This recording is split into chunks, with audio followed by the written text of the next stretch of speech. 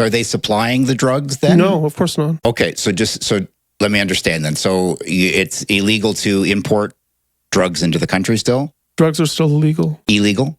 Yeah. Okay. All right. It's So the personal use. just the personal use. Personal possession for personal use, that's no longer criminal. Okay. So if you're trafficking it or you're bringing it in, it's illegal. If you give it to a minor, it's illegal. Okay. So if you give it to somebody under 19, you can get 4 to 12 years in jail, right? You might not. They don't always enforce it. But you could. You could.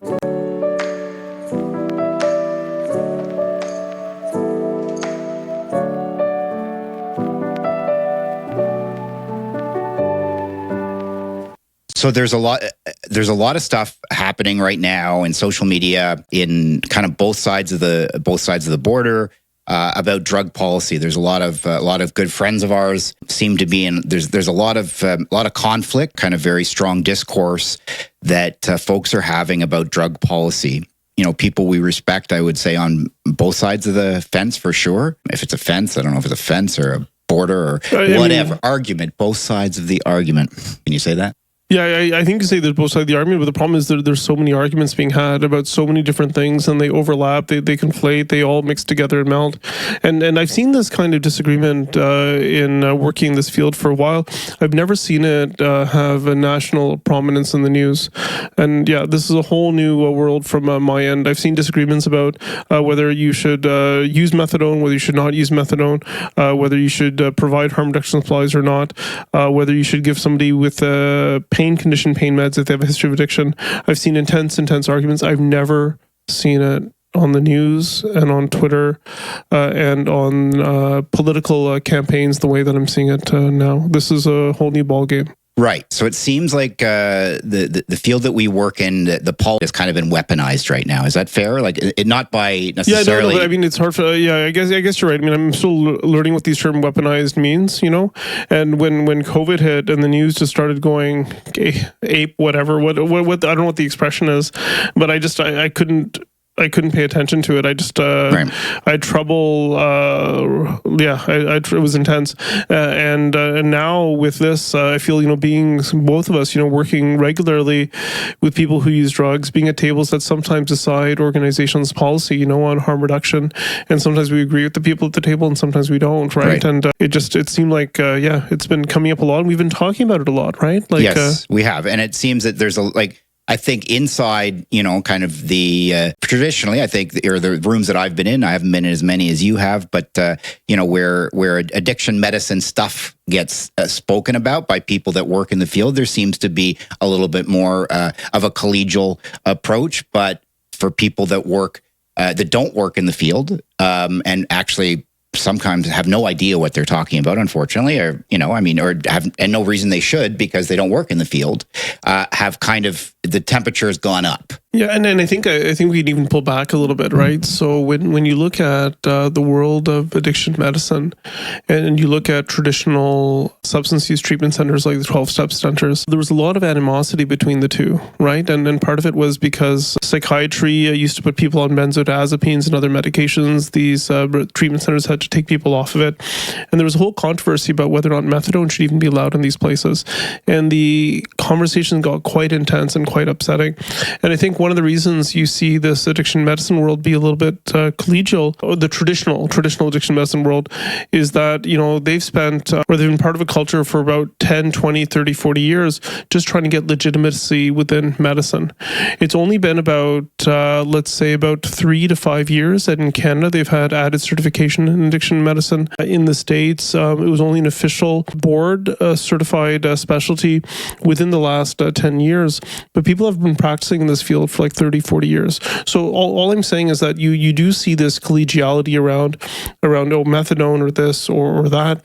But you have to remember this is a subset of people that work with people who use drugs that have been trained in this addiction medicine philosophy of care. Right. And so now what's happened is we've got a lot of new entrants into this kind of conversation, which is the fentanyl, the kind of toxicity of the illicit drug supply. It's been a big a big new thing, right? In the last 5 years, or more from 2017. I think it kind of was. And then it took off come COVID. It just went to a whole other level, right? Like just like bam. So but that was when I think you were telling stories, right, about how when you're working in these shelters, you all of a sudden, I mean, people have used drugs for how many years in shelters? Forever in shelters, as long as shelters have existed. And all of a sudden, one summer, 3-4 ambulance calls in a shift, right? People are overdosing and dying. And it hasn't stopped, right? Yep. So it hasn't stopped. So now it's horrible to think about, hey? We're 6 years into it. It's still happening. Yeah. And I think that's one of the big things. And that brought a lot of people in that turned this into a public health emergency, whether it's classified as one in which jurisdiction you're in or not. It's a public health emergency. Yeah, people are dying, right? Yeah, people are dying from unpredictable fentanyl. Right. Unpredictable opiates. So now everybody's we're all struggling to find what the right answer is, whether it's, the introduction of safe supply, embracing harm reduction, the way that, you and I believe in quite adamantly. And we're all kind of looking for policy. And that's what's brought a lot of politicians into the conversation as well. A lot of families that have lost loved ones have been activated by this, obviously, passionate about it. There's a lot of passion on both sides of whatever the conversation is. So we're all kind of going around struggling. So for what's the right answer for this? And what we wanted to talk about today is another jurisdiction, not on our continent, that has their own answer, called Portugal. Right, so Portugal doesn't have there's one big uniqueness is that they don't really have a fentanyl problem. But leaving that aside for a moment, they came up with some radical policies about, I think 20 years ago. Yeah, that's it. And so I thought it was maybe useful for you and I to talk about that and see if there's anything we should learn from them. Yeah, and after we chatted a bit, I did a little bit of reading, and there was 3 main documents that I went through in a bit of depth, and maybe we could share those links so great can go through it. And what is decriminalization? What does that mean? How does it work? And I think when it jumped up to the foreground for me was when there was an article, I think, in the National Post talking about involuntary treatment in Alberta, and then there was some Twitter comments about, this is just the Portugal model. Why are you getting upset?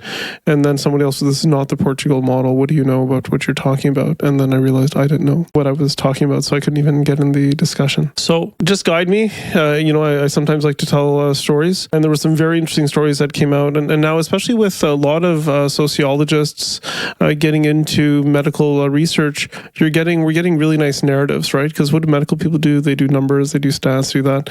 But now with sociology, people get nice narratives, and there's really nice narratives in the documents. So historically, Portugal has been under this, I think you'd call it totalitarian regime until the late 1900s. Zero tolerance on drug use. They had people still out sort of in the colonies. And around the end of the 1970s, the people from the colonies came back to Portugal. And also it was no longer under totalitarian rule. And historically, it's been very conservative, very Catholic, very family sort of based.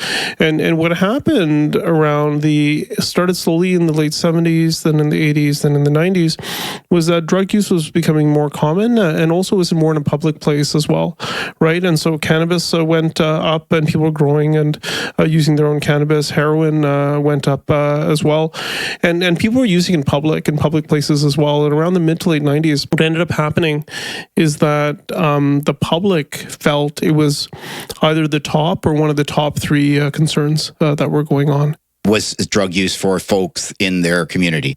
That's exactly it. Yeah, that's exactly it. And there was a strong belief that the criminalization and the punishment of these people weren't working. There was that belief as well, just based on these articles, based on a couple of the polls and stuff that were going around. And so were they sorry to interrupt, but were they following on that tough on drugs kind of 80s thing that was happening in the US? Not necessarily following, but it was a harder there's criminal consequences for using drugs. Yeah, so there was criminal consequences for trafficking. There was criminal consequences for light trafficking and light use, and there was criminal consequences for just personal use. But it wasn't working. Well, that's what it was felt like at that time, and there was a lot of apprehension about decriminalization for it. A lot of the police at that time felt that they used a lot of these people that were using light drugs as informants around what was happening in the larger trafficking circles. What are light drugs? Well, so just the amounts for personal use. Okay. Right? So like small amounts then. Small amounts, yeah. Okay. So it could be cocaine, it could be heroin, but it's just the smaller amounts. And you know, they even have amounts, what they would consider small amounts, and it's absurdly low compared to today. Okay. And back then they felt it was like, this was like the average sort of use. So there were some concerns from there. There was some concerns around the decriminalization would encourage use. So a lot of the right-wing politicians were very concerned that if you decriminalize it, it'll encourage use that was there. And other people were quite concerned about actually how do you implement it and roll it out. And what they did was they created this administrative stream. And so normally, you know, when you're caught with possession of stuff for personal use, you'd have a criminal charge, you'd have a trial, and there's other places where they would guide you to treatment, but you still get a charge. So they changed it so there's no more charges around anymore. Okay. In Portugal, and even about the year before, as it was coming on, they just sort of waited to see what happened, and then you go through this administrative committee, and there's like 40, 50 different jurisdictions that have their own committee that's all similar design, where they'll have two healthcare providers, and sometimes they'll have a lawyer and sometimes a community member. And they try to create an environment where I think the term they use is dissuasion of drug use. Okay. They're trying to sort of discourage, and they do it through the forms of education and sometimes harm reduction. And they try to divide people who use drugs into two categories: those light, casual users versus ones that are significantly addicted. Okay. Right. And obviously the discrimination between the two can get complicated sometimes, even when you're trafficking versus using, right? Like, are you trafficking because that's how you get the money for the drugs? And so the ones who are light users would be more around education, you know, for it. They'll have to go through some kind of education program. And then if they get a second or third, then they might have to sort of do more. Okay. And the harm reduction one, they technically couldn't force you into treatment. It would just strongly be encouraged. Okay. You know, and they would make sure you knew all the risks and stuff. They had a bunch of other stuff going on at the individual level, and so they felt that the whole war on drugs was a failure, right? So when they looked at what happened in the States, they felt this failed miserably, right, in terms of whatever thing they had.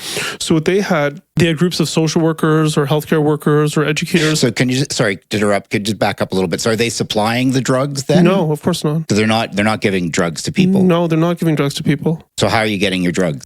So that's the other part. So I didn't go into that. Okay. So they took away all of the law enforcement from punishing the individual. Okay. To trying to stop the trafficking and the entry of drugs into the country. Okay. So let me understand then. So it's illegal to import drugs into the country still? Drugs are still illegal. Illegal?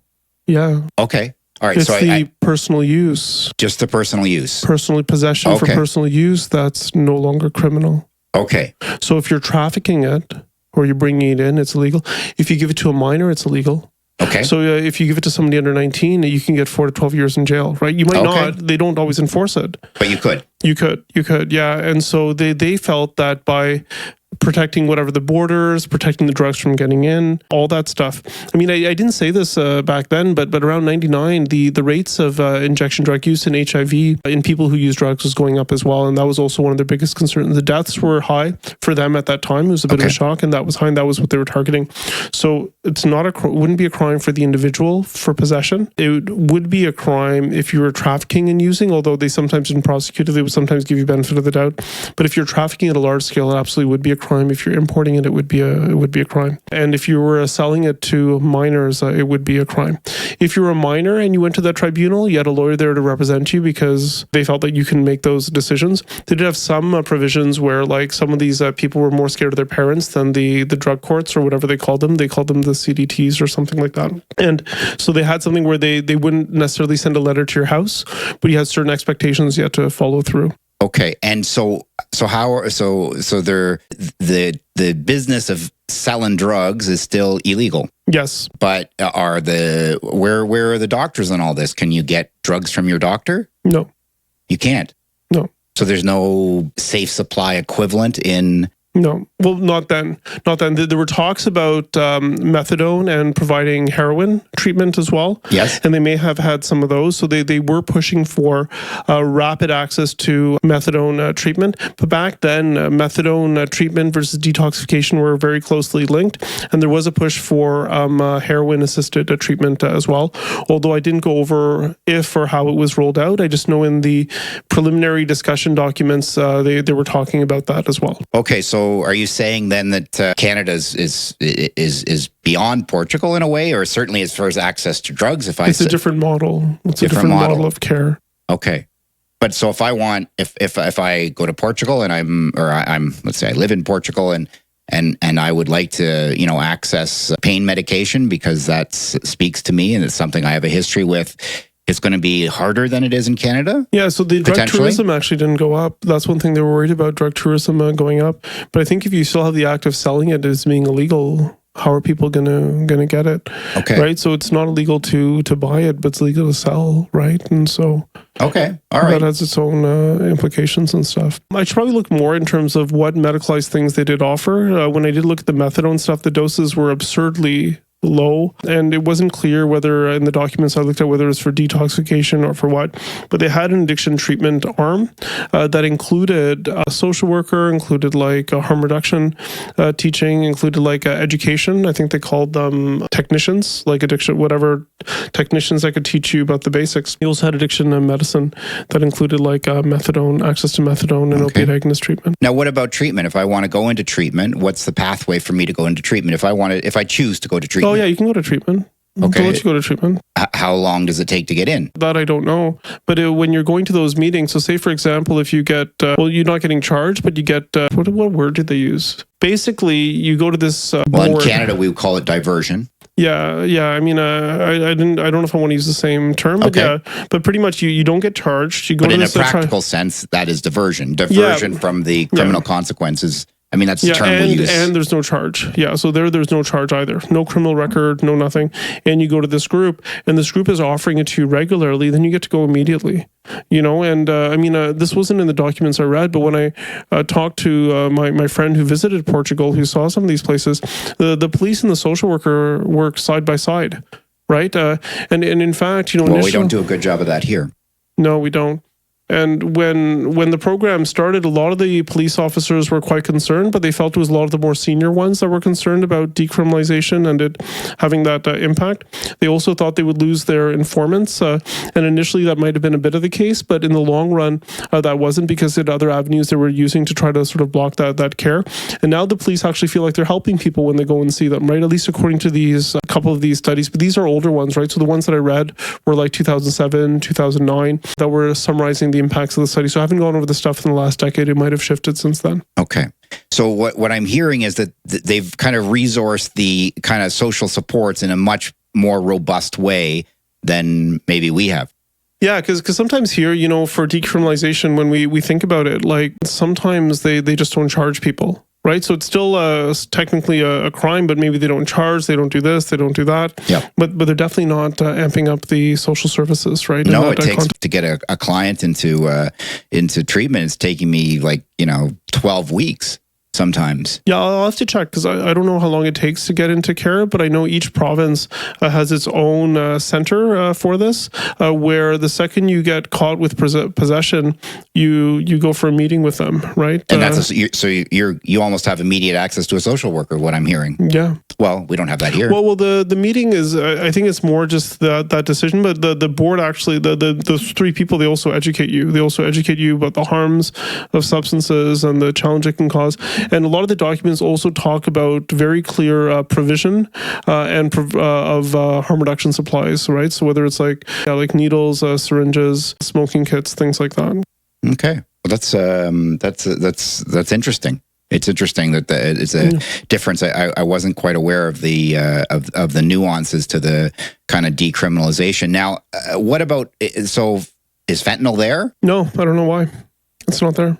Okay. I'm not sure why it's not there. It was only heroin back then, and the heroin use is quite a bit lower now. It's incredibly lower. In fact, cannabis is probably the one that's being used much more often. When it was decriminalized, the rates went up dramatically for cannabis use, but the rates were still lower than it was in the European Union, right? So Portugal historically has actually had a low substance use rate compared to other places in the European Union, and I think a lot of that was because of the totalitarian regime that was there till the end of the and the strong Catholic and family sort of background. And then in the 80s and 90s, as it got exposed to the rest of the EU and the borders opened, that's where the other stuff happened. The other thing that the group was quite proud of, well, it sounded like it based on the evaluations, was the drug use rates for those under 19 went down dramatically, right? Okay. So they somehow protected people under 19. The rates for 21 plus did go up, for the cannabis especially, but they eventually dropped down to levels below 2001. But this is around 2008, 2009. Interesting. But I don't know the last decade. Last decade didn't go. So I know the whatever the terminology is, the school's still out or whatever the expression is about our own research here. But we sort of with our own cannabis use in Canada, I think there's. I know you said you're not set on the research of it, but isn't there some research that our cannabis use went up as well with decriminalization of cannabis? That's what I've read it a number of times. But maybe that's So I believe that it's tricky because then they'll show you papers that merge visits aren't up or this isn't up.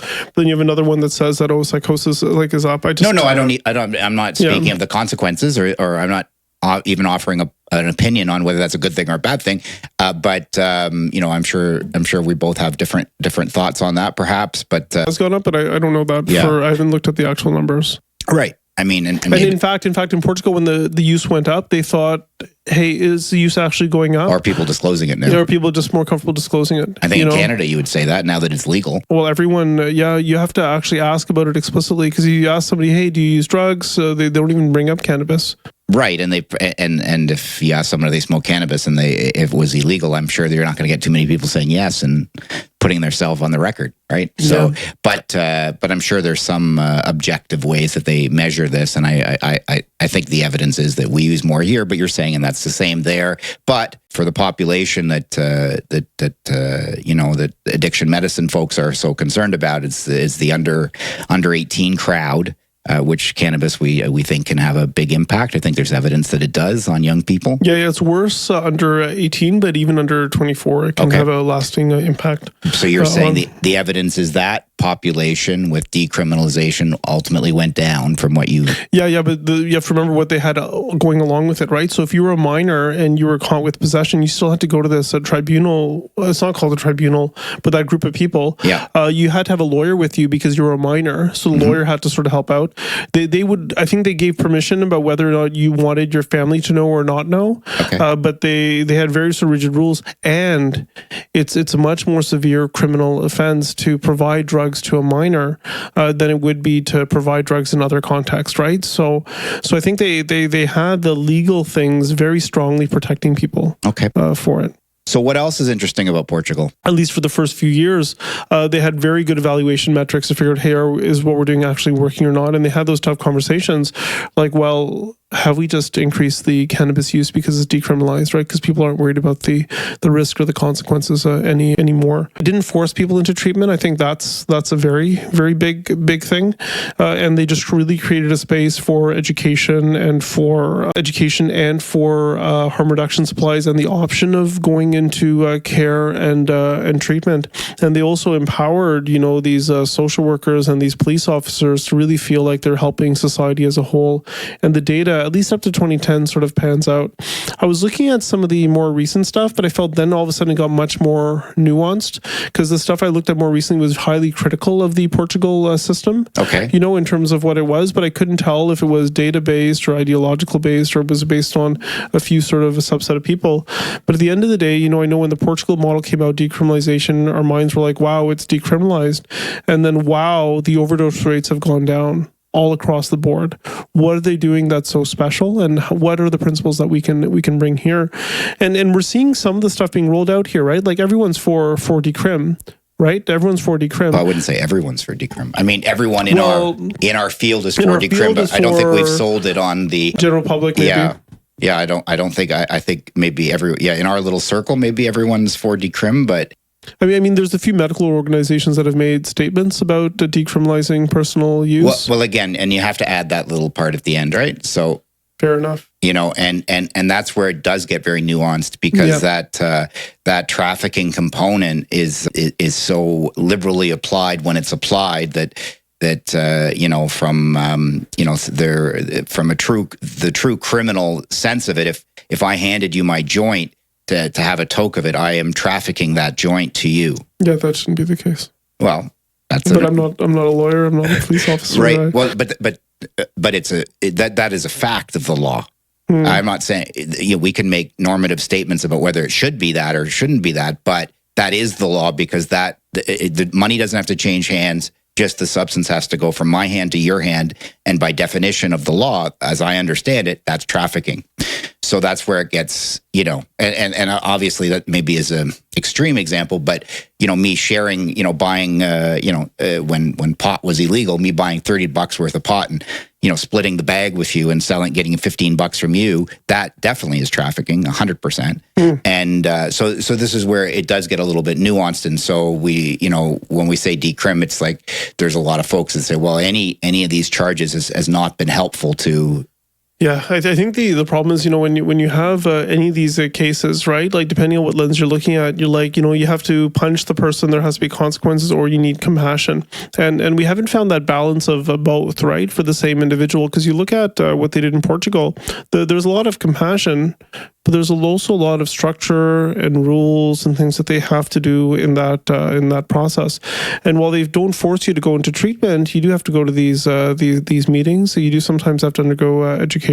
You do sometimes have limits where, like you can have possession for personal use, but not for trafficking. But the personal use amounts are incredibly low. Okay. Like the amounts are like, I don't know, they're just incredibly low from what people use here and people use today. Yeah, so I think the idea of decriminalizing personal use, I think, is a very, very good one because before people were scared to get help, and we see that nowadays too, right? When people are scared to get help because the impact on their children or whatever that might be. I think creating a space where you can get help without having a criminal charge, I think is helpful. I like if I could just stop you there for one sec, just about the decrim, and I am 100% for decrim, by the way, but I am going to, kind of bring a counterpoint of this too, is that it seems in the few areas that we've kind of looked at it, I think some Portland and Vancouver, where decrim is kind of in place. I think, don't quote me on that. Definitely Vancouver it is. Well, it's probably a decrim in terms of practice. Well, and certainly right, and that and it's probably been like that for a while. Right, and in Toronto, it's getting close to that as well. So, but my point being that the places where we have seen limited use of real decrim, the problem hasn't gone away yet, or even seem to have gotten any better. Yeah, and I think part of it is that they're just rolling out the decrim without all of the other considerations that are being done in Portugal, and they're also not rolling out any of the evaluation metrics. Like, I think one of the fascinating things, one of the commentaries was saying this is the first time that they've seen the government follow recommendations of any kind of panel at all, right? And it was just done. It was done fully. Like they followed it to a T. And there were disagreements within the group that put together the original documents around the evaluation stuff. But at least they were able to. I don't know. I just think you can take one concept that is absolutely essential and you can roll it out in a way where if you don't do it in a nuanced way, it can cause unintended harms. Right. So decrim without the supports, not necessarily a win. Like all by itself, there should be supports to go along with it. Well, we all both agree there should be supports, regardless for folks, right? I mean, that's the business we're in. But I mean, I wish the world was so simple, right? And I hope that there's ways of rolling things out and evaluating what's working and what's not. And Portugal did it, is what you're saying. What's that? Well, they did roll it out with ways of evaluating it and with supports. Yeah, I just haven't read the criticisms over the last 10 years. Okay. And I don't know if it's because they still use terms we don't use as much anymore, like addicts, helping drug addicts get help, making the goal to reduce use as being the primary purpose, improve someone's life without drugs, Whereas I think nowadays here we're like, well, it should be your right to use drugs, right? And you should be able to have and I agree with that, to some degree. I think if you're going to roll out a philosophy like that, you have to give people a way out the second there's an inclination that they want to use less, right? Because the thing is, you just don't want to make it easier to stay in this cycle, than it would be to have a different approach. And I think historically, they've just made it hard to stay in the cycle by charging people and putting them in jail, opposed to offering treatment. And that's, kind of my pet peeve with our current system now is that the minute somebody needs the resources and the help, to have that, to meet them where they're at, and where they're at being, I want to use less, we should have those resources. There should not be 12-week waits to get a treatment bed. That should not be the case, in my opinion. That's, yeah, I agree. There should be the resources. If I'm not saying force people into treatment, but if somebody wants to go into treatment and we don't offer that resource, I think that's a lost opportunity. It's a huge lost opportunity. Yeah. I think maybe I'll just sort of summarize the parts, because you asked me the question about what parts do you think were interesting, and I can sort of name them off sort of broadly. The parts that I think were interesting was that it was a very unique context in Portugal, and they developed and designed something specific to that context, and they evaluated. They got rid of any criminal charge related to personal drug use, which is I think is good. They would direct people to these panels that would either do education or provide harm reduction supplies or encourage to enter treatment. And I'm not sure what kind of regularity of the meetings that were there. They changed the law enforcement from focusing on the individual to focusing on the trafficking and helping protect the borders and stopping the entry of drugs into the. They made an extra effort to try to protect the younger, vulnerable people, and evaluate whether or not what they were doing was effective. And yeah, I think those were the main things that stood out for me. They had a few very creative public health initiatives in addition. So, for example, instead of having a national "don't do drugs" thing, they would strategically get social workers or these they called them technicians to go to these places like concerts, parties, places where people would actively use. They would go there regularly for the sole purpose of education. Okay. And so, anytime somebody wanted to learn something, find out about how to use it in a safer way, find out what the actual harms were, they would be there, and then they would have that same person in the same place repeatedly, so you could build a relationship with them as well to help with the teaching and stuff like that. Okay. And so I think like it was just a very nicely designed, and the evaluation metrics were so over inclusive. Maybe we don't need that much. We can't have what we have now. We need a better way to measure it. We can't be rolling out a policy. People are getting sicker, and then say it's because we didn't roll out that policy enough. It has to be much more nuanced. Yeah, so it sounds like there's a lot, if I'm understanding you right, it sounds like there's the resourcing.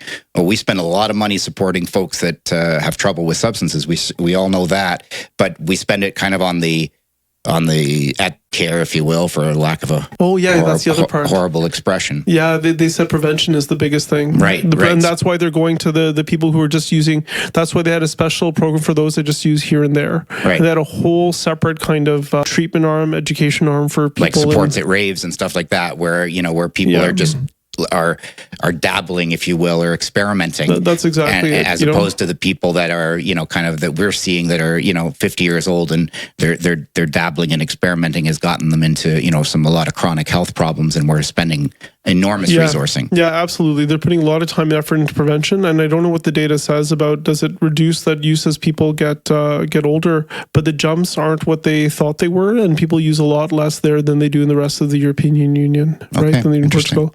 So I think that's... All right. Well, thank you for that.